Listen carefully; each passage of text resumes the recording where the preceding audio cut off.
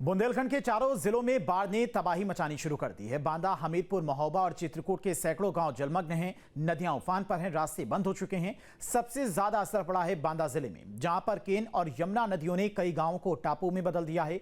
बांदा के कई गाँव में पानी इस कदर भर गया है कि लोग घर छोड़ने पर मजबूर हैं। पैलानी और बबेरू तहसील के दर्जनों गाँवों में पानी भर चुका है। लोग मवेशियों और बच्चों को लेकर ऊंची जगहों की ओर भाग रहे हैं। चित्रकूट के राजपुर क्षेत्र में यमुना नदी का पानी सड़कों तक पहुंच चुका है। कई रास्ते पूरी तरह से जलमग्न हैं। बांदा कानपुर स्टेट हाईवे पर भी बाढ़ का पानी चल रहा है, जिससे यातायात बंद कर दिया गया है।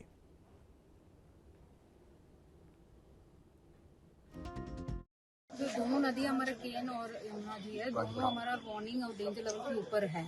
102.5 मीटर में दोनों चल रही है आज की डेट में। अभी तो हमारे सबसे अफेक्टेड केस में तो पैलानी है। तो पैलानी में जब हमने निरीक्षण किया है, उसमें हमारे 2-3 गांव ज़्यादा अफेक्टेड है।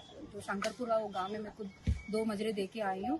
तो एक मजरे में 35 घर है, एक और मजरे में 48 हाउसेस है। बट अभी किसी के घर में पानी नहीं पहुंचे, बट रास्ता अवरोध हुआ है। तो हम लोग नाव से उनका आवागमन कर रहे हैं। तो कितने लोग वहाँ, मतलब कोई बीमार है, कोई प्रेग्नेंट लेडीज है, उनका भी आइडेंटिफिकेशन किया है। उनको भी हम लोग शिफ्ट किया कर रहे हैं। केन और यमुना का रौद्र रूप में आना मानो ग्रामीणों के ऊपर एक कहर सा बरपा हो और अपनी अपनी सामग्री लेकर रोज ग्रामीण सड़कों पर आने के लिए मजबूर हो गए। अपने जानवर, सामान और अन्य प्रकार की जो भी घरों में सामग्री होती है, लोगों को मजबूरन इन तंबुओं पे रखना पड़ रहा है और अपना गुजर बसर करना पड़ रहा है। अब इनकी निगाहें सिर्फ ये देख रही हैं कि कौन हमारे साथ पास राहत सामग्री पहुंचा रहा है, कौन हमको डेली बेसिस की जो चीजें होती हैं, जो उपयोगी चीजें होती हैं, वो कौन पहुंचा रहा है, क्या कोई आएगा या नहीं आएगा। और किसी भी तरीके से इन पन्नियों के तंबू में रहने के लिए मजबूर ग्रामीण, चूंकि इनके घरों की स्थिति ये है कि लगभग आधे से ज्यादा घरों में पानी जा चुका है और इन लोगों को किसी प्रकार से वहां से निकाल कर और यहाँ तक लाया गया है। सड़क के किनारे तंबू बनाकर इनके जानवर भी यहीं बंधे हुए हैं और ये लोग खुद रहने को मजबूर है। हमारे साथ कुछ लोग मौजूद हैं, हम उनसे बात करेंगे। दादा, क्या नाम है आपका?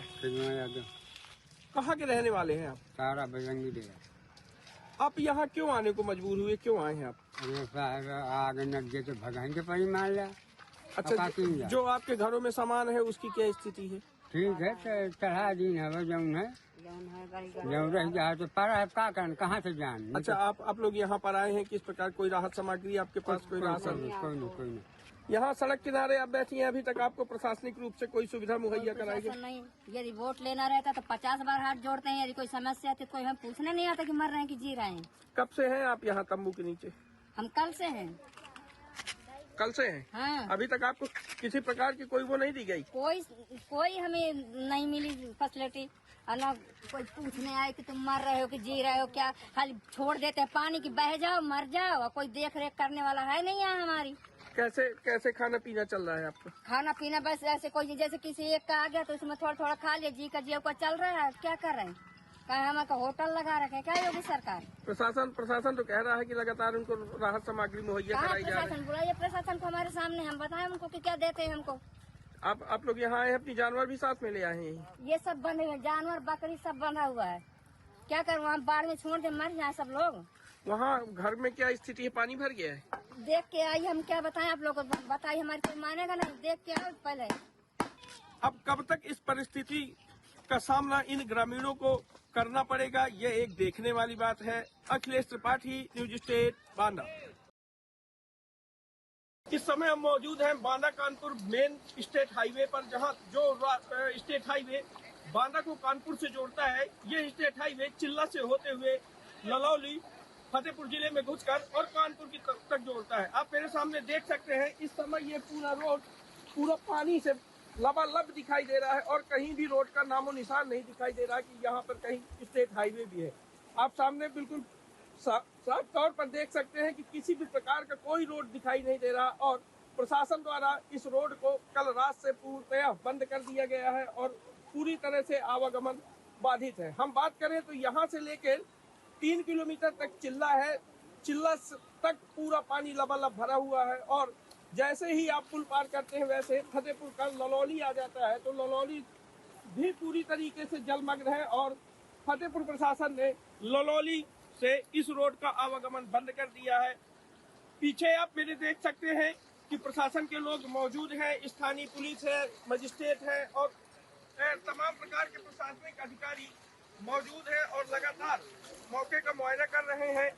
यहाँ पर जो लोग रोड के किनारे अगल बगल थे उनको हटाया गया है और तंबू में उनको सुरक्षित किया गया है। लगातार प्रशासन के द्वारा उनके पास तक राहत सामग्री पहुंचाई जा रही है और जो भी इंतजाम उनके लायक मुमकिन है उस प्रकार से उनके इंतजाम किए जा रहे हैं। बहरहाल यह कानपुर को जोड़ने वाला मुख्य मार्ग था, जहां से बांदा के लोग कानपुर तक का सफर करते थे, लेकिन यह मार्ग पूरी तरह से बंद हो चुका है। स्थिति बहुत ही खौफजदा है, यहाँ के लोग परेशान हैं। लगातार पानी का जो स्तर है वो बढ़ रहा है, कहीं से पानी घटने का नाम नहीं ले रहा है और अभी भी आप देख सकते हैं कि बारिश लगातार जारी है, बारिश भी बंद नहीं हो रही है। चूंकि यमुना नदी खतरे के निशान से 3 मीटर ऊपर बह रही है और केन भी लगभग खतरे के निशान को छूने की स्थिति में है। चूंकि यमपी से आई इस केन नदी का पानी यमुना में समाहित होता था तो केन समानतः चलती थी, लेकिन यमुना का जल स्तर बढ़ने के कारण केन का पानी लेने की स्थिति में यमुना नदी स्वतः नहीं है, यमुना का पानी खुद केन में जा रहा है। इसलिए केन नदी भी लगभग खतरे के निशान को छूने की स्थिति में है और यह अगल बगल का जितना क्षेत्र है वह पूरा पानी से लबालब हो चुका है। Akhilesh Tripathi, news state, Banda. जहां भक्ति है हर शब्द में, कथाओं में छुपे हैं दिव्य रहस्य और ज्योतिष देता है जीवन को दिशा। धर्म से जुड़ी हर बातों को जानने के लिए हमारे चैनल स्तुति को सब्सक्राइब करें। चैनल पर जाने के लिए इस लिंक पर क्लिक करें।